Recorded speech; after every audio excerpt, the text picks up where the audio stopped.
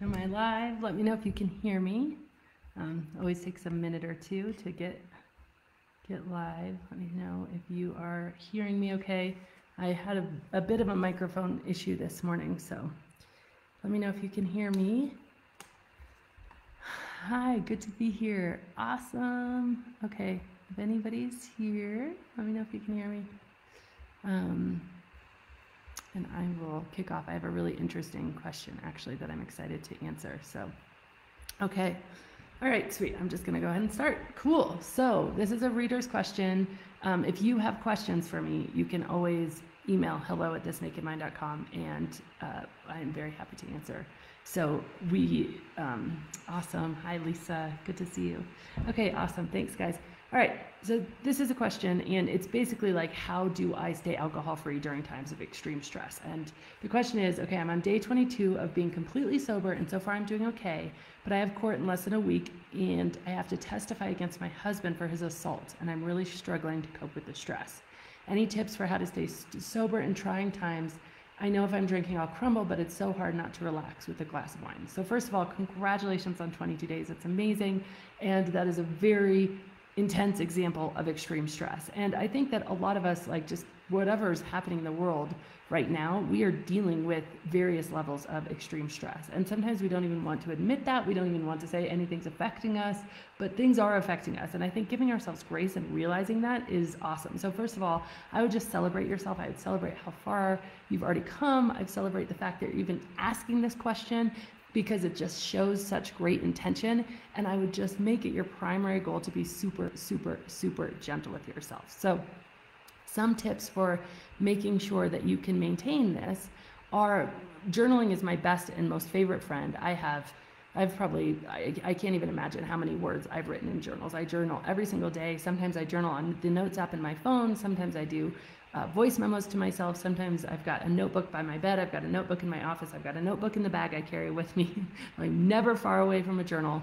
I love pen and paper the best, and just processing through this. And the questions that I would ask yourself in this journal is, why do I think a drink will relax me? Really getting to the root and the core of that belief, because you said, I find it so hard not to relax with a glass of wine. Now, understanding without a shadow of a doubt that the relaxation you're going to feel with a glass of wine is going to be completely artificial, and the cost of it is going to be much higher than the reward. So what do I mean by this? First of all, completely artificial, I mean that true relaxation is, by definition, removing the point of stress, right?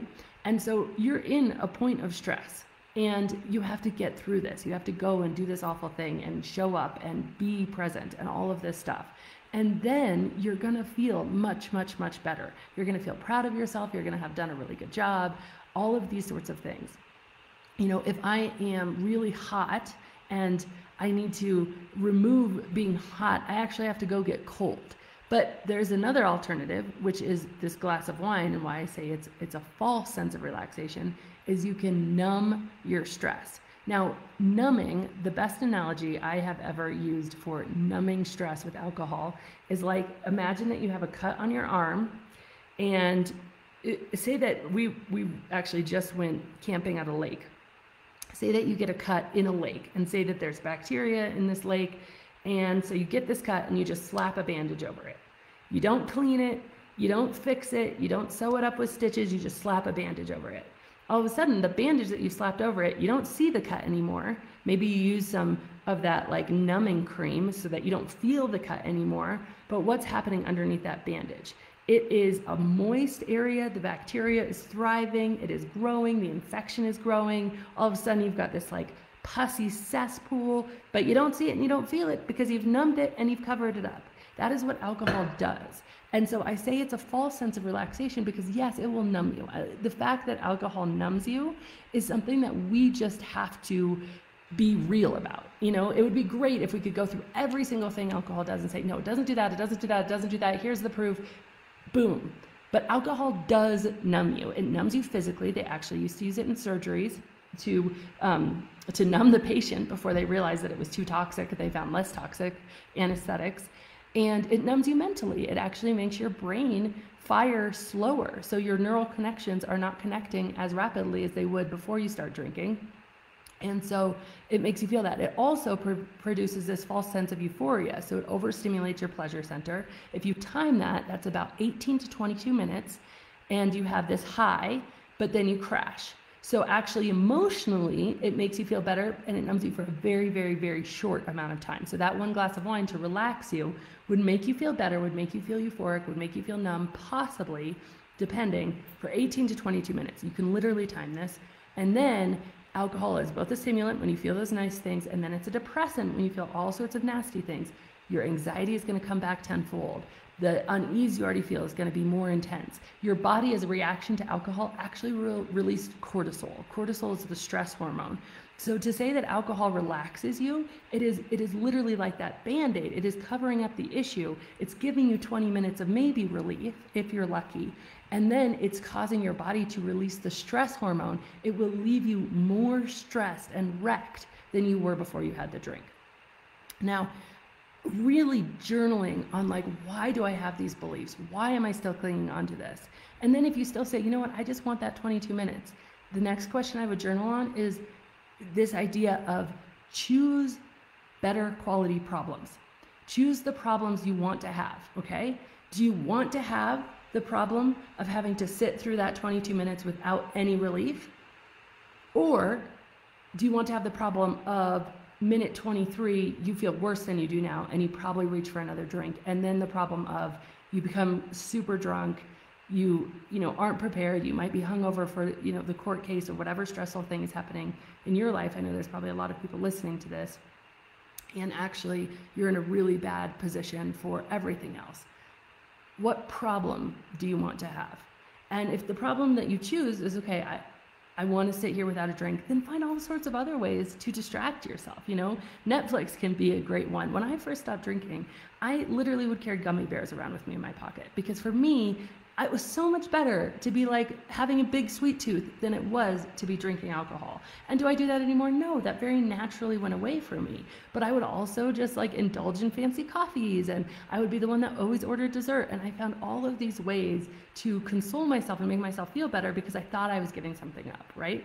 But when you can reframe it and realize that alcohol isn't going to relax you anyway. So I would go with a journal, I would go with a point of reflection, I would really dig into this belief that alcohol relaxes you in the first place, and then I would just make a list, a go-to list of all of the ways that you can actually feel better, or at least distract yourself, and maybe it's a good cry.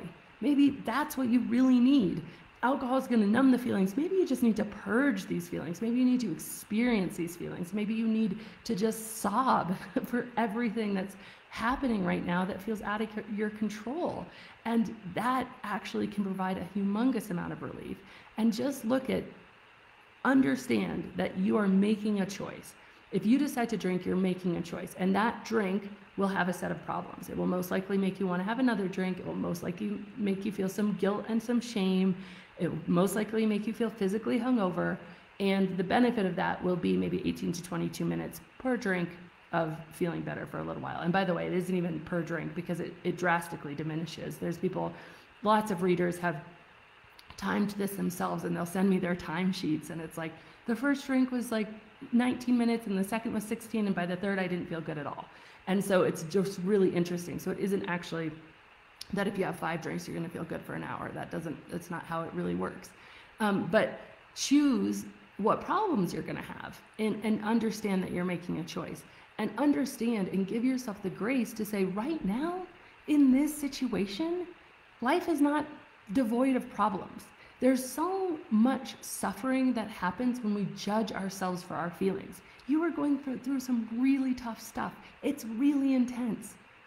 Allow yourself to feel the pain of that. Allow yourself to feel the intensity without judgment. We have been brainwashed into the society that we shouldn't feel pain. Everything on television tells us how to avoid pain, how to seek pleasure. All of it's seen as weakness to cry, even at a funeral. Are you kidding me? People try not to cry at funerals, and we're embarrassed about our tears. What We were created to cry. It's the first thing we did when we were born into the world. Yet we've made it wrong. So if you can somehow eliminate the judgment you put on yourself for your feelings, you're going to be a long way to actually feeling better out of the gate. Because what we think is, oh, I should be stronger. I shouldn't let this affect me so much. I shouldn't be crying for 4 days in a row, for 4 weeks in a row. I shouldn't just have such an intense year. And so I would really encourage you to, sit down with a journal, get to the core of that belief that alcohol relaxes me. Understand that no matter what you choose, you're going to be picking a set of problems. Get yourself super clear on which set of problems you're going to pick. And then if you decide to pick the set of problems that you're going to stay with your emotion, you're not going to put that Band-Aid over the really nasty festering cut. You're going to heal it. You're going to clean it. Guess what? Cleaning a cut, does it hurt? It hurts. Stitches, do they hurt? They hurt. That's okay. And by the way, that hurt that you're feeling, the purging of the emotion, the feeling it, the allowing yourself to be sad, the having compassion and grace for yourself, you're not going to judge yourself for any of it. So that is my best thoughts about staying, alcohol-free in these trying times. And my heart just goes out to you and everybody who's just struggling right now, including myself and my family.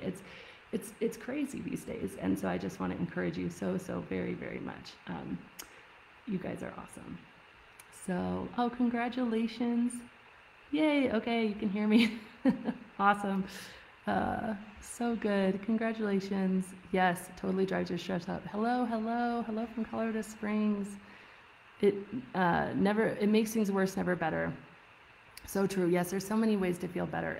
And I would stop judging the ways you want to feel better. If you want to feel better because you want to binge some really trashy TV show, True Blood was one of my guilty pleasures, feel better that way. That's okay. Feel better however you need to feel better. Today's your 1-year anniversary. Congratulations, Andy. That's so amazing. It's really great. So good. Oh, love you, Joan. All right, you guys have a great day.